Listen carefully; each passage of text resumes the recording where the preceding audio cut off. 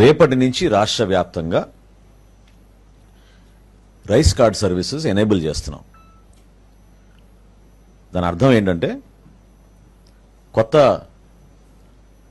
Rice card కోసం దరఖాస్తు చేసుకోవచ్చు. అదేవిధంగా ఒక కుటుంబంలో స్ప్లిట్టింగ్ ఆఫ్ రైస్ కార్డు కూడా పర్మిట్ చేస్తున్నాం. అదనంగా కుటుంబ సభ్యులు చేరినప్పుడు మెంబర్ ఎడిషన్, కుటుంబ సభ్యుల్ని యాడ్ చేసుకునే సౌకర్యం కూడా కల్పిస్తున్నాం. అన్నిటికన్నా ముఖ్యం అడ్రస్ మార్పు కూడా రేపటి నుంచి అవకాశం కల్పిస్తున్నాం. అదేవిధంగా మరణాలు జరిగిన చోట మెంబర్ డెలీషన్ కూడా కుటుంబ సభ్యుల పేర్లు తొలగించే విధంగా అవకాశం కల్పించాం.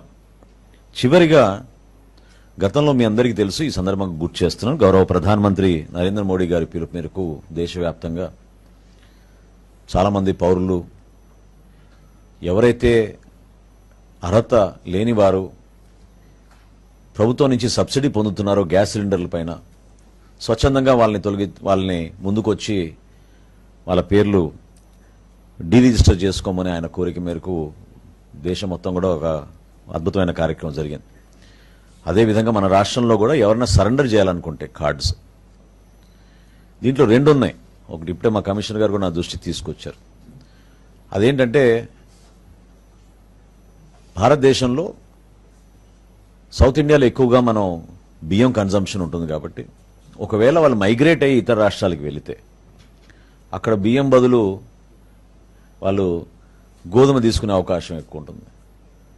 సో ఆ అవకాశం కల్పించడానికి కోసం కూడా ఎవరైనా సరెండర్ చేయాలనుకుంటే మైగ్రేషన్ జరిగితే, ఇంటర్ స్టేట్ మైగ్రేషన్ జరిగితే వాళ్ళకు కూడా ఈ వెసులుబాటు కల్పించే విధంగా సో ఈ 6 సర్వీసెస్, కొత్త రేషన్ కార్డులు, అదేవిధంగా splitting of the card, member addition, అడ్రస్లో మార్పులు,